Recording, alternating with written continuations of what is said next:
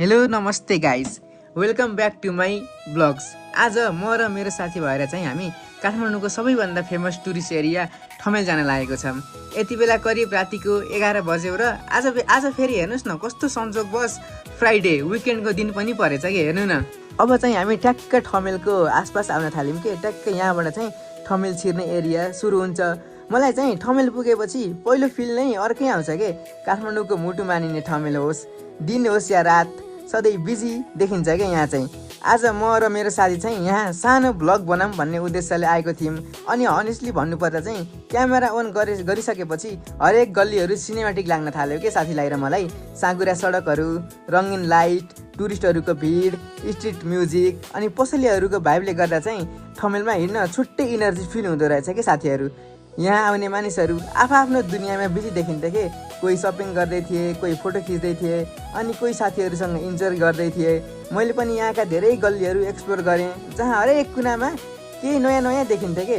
पुराना बिल्डिङहरूको बिचमा चाहिँ मोडर्न क्याफेहरू, अनि त्यसपछि ट्याटु सप, ट्रेकिङ स्टोर्स अनि लाइभ म्युजिक बजिरहेको बारहरूले ठमेललाई अझ युनिक बनाइरहेको थियो कि साथीहरू। यहाँ चाहिँ ट्याक्क हामी चाहिँ यहाँबाट अलिक अगाडि बढ्दै जाँदा चाहिँ ट्राफिक जामले पनि ठमेलको रियल रियालिटी देखाइरहेको थियो कि। साना सडक भए पनि हेर्नु न, बाइक, ट्याक्सी, टुरिस्ट भेहिकल अनि मानिसहरूको भिडले गर्दा यहाँ जहिले हसल देखिन्छ के। हर्नको आवाज, मानिसहरूको मोमेन्ट अनि बिजी एटमोस्फियर हेर्दा काठमाडौँको फास्ट लाइफस्टाइल यहाँ चाहिँ एकदम मजाले देख्न सकिन्छ के। अनि तर यहाँ हेर्नुहोस् न कस्तो रमाइलो भाइब्स छ, जसले गर्दा मानिसहरू फेरि आउन चाहन्छन् के। जब यहाँ रात पर्न थालेपछि ठमेलको झन् ब्युटिफुलहरू सिनारीहरू देख्न पाइन्छ। सडकभरि कलरफुल लाइट बल्न थाल्छन् अनि म्युजिकको आवाज आउन थाल्छ अनि वातावरण झन् लाइभली हुँदै गयो के। मैले क्यामेरामा क्याप्चर गरेका ती रातिका सर्ट्सहरूले साँच्चै एस्थेटिक देखिएको थियो के साथीहरू। त्यसपछि म पुगेँ फेमस ठाउँहरू हेर्न, यताउति कता कता छन् भनेर। अनि यहाँ चाहिँ जामले गर्दा चाहिँ हामीलाई एकदम धेरै गाह्रो बनाइरहेको थियो क्या अगाडि बढ्न। कति बेला कुन गाडीले ट्याँ र टुटु मात्र पारिरहेको थियो क्या साथीहरू हामीलाई।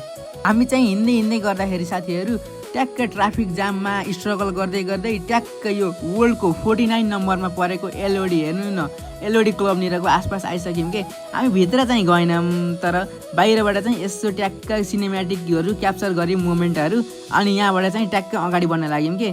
अनि यहाँ गएर चाहिँ भित्र छिरेनौँ, तर यहाँबाट चाहिँ अगाडि जाँदै गयौँ कि। अनि हामीलाई चाहिँ यहाँको लाइफस्टाइल अनि त्यसपछि मोमेन्टहरू क्याप्चर गर्नु थियो नि त आज। अनि त्यही भएर चाहिँ ट्याक्क यहाँबाट अगाडि बढ्यौँ। हेरौँ न कस्तो धेरै जाम छ कि, ट्याक्सी हेरौँ न कति धेरै मान्छेहरू आएको, यहाँ एकदम धेरै भिडभाड छ कि साथीहरू। अब चाहिँ साथीहरू हामी चाहिँ यहाँको ठमेलको एकदम प्रचलित अनि फेमस चाहिँ हामी पर्पल हेज रक बारतिर आउन लाग्यौँ के। यहाँ चाहिँ लाइभ म्युजिक अनि क्राउड, नाइट लाइफ एक्सपिरियन्स अनि एकदम धेरै इनर्जेटिक भाइब्स दिन्छ कि। यहाँ चाहिँ मान्छेहरू एकदम धेरै आउँछन्, कोही डान्स गरेर झुम्बिन्छन्, कोहीले अब रक्सीहरू खाने अनि बियरहरू खाने गरेर चाहिँ एकदम धेरै रमाइलो गर्छन् कि यहाँ चाहिँ। हामी चाहिँ अब केही पनि खाइँदैन, सिनेमेटिक भिडियो हेर्नु न पर्पल हेजको है।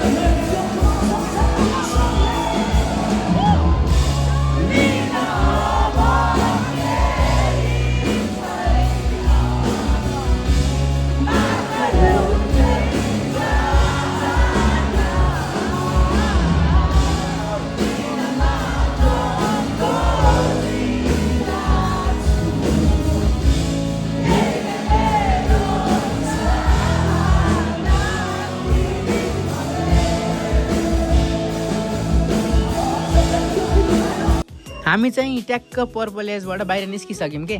अनि चाहिँ अझै यहाँको स्ट्रिटहरू गल्लीहरू चाहिँ हामी अझै एक्सप्लोर गरौँ न भन्ने कुरा गरे के साथीले चाहिँ मलाई। अनि ट्याक्क हामी चाहिँ यहाँबाट हिँड्न थालिसक्यौँ के। यो बेला चाहिँ हामी स्कुटीमा छैनौँ कि, हामी चाहिँ हिँड्दैछौँ। अनि ट्याक्क अनेस्टली भन्दा चाहिँ यहाँको नाइट लाइफ चाहिँ एकदम धेरै इन्जोय गर्ने मानिसहरू एकदम धेरै हुन्छन् क्या यहाँ। एकदम पर्फेक्ट ठाउँ रहेछ क्या यो चाहिँ। अनि मैले चाहिँ यो भ्लग खिच्दा मैले एउटा कुरा चाहिँ के फिल गरेँ भन्दा ठमेल चाहिँ केवल एउटा टुरिस्ट एरिया मात्र होइन के, यो काठमाडौँको एउटा इमोसन जस्तो रहेछ के। यहाँ पुराना संस्कृति अनि त्यसपछि मोडर्न लाइफस्टाइल दुवै मिक्स भएको देख्न पाइन्छ के। अनि सानसाना गल्लीहरूमा हिँड्न चाहिँ कहिले एडभेन्चर फिल हुन्छ के, कहिले चाहिँ पिसफुल भाइब आउँछ। अनि भिडहरूको बिचमा एकदम धेरै रमाइलो मोमेन्ट क्रिएट हुन्छ के, जसमा धेरै कन्टेन्ट क्रिएटरहरूको लागि त यो ठाउँ एकदम धेरै बवाल रहेछ के।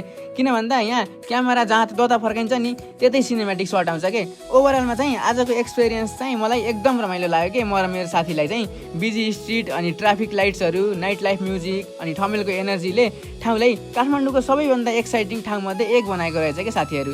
यदि तपाईँलाई चाहिँ काठमाडौँ आउनुभएको छ या यतै हुनुहुन्छ भने चाहिँ ठमेल भिजिट नगरी नफर्किनु होला है साथीहरू।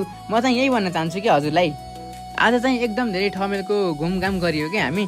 अब चाहिँ ट्याक्क हामीले ढिला नगरिकन चाहिँ यो भ्लगलाई चाहिँ आज यहीँ इन्ड गर्न चाहेँ कि मैले। ट्याक्क हजुरहरूले चाहिँ मन पऱ्यो भने लाइक कमेन्ट अनि सब्सक्राइब गर्न नबिर्सिनु होला है। अनि ट्याक्क हामी चाहिँ छिटै फेरि अर्को भ्लगमा भेट्नेछौँ कि। यहाँबाट चाहिँ हामी अब एकदम रात पऱ्यो, धेरै ढिला नगरौँ भनेर चाहिँ घरतिर लाग्यौँ। ल बाई बाई है साथीहरू, यो भ्लगमा अब अर्को भ्लगमा भेट्नुपर्छ है त। ल see you soon guys, keep like share subscribe, सबैजनालाई एकदम धेरै माया छ है साथीहरू।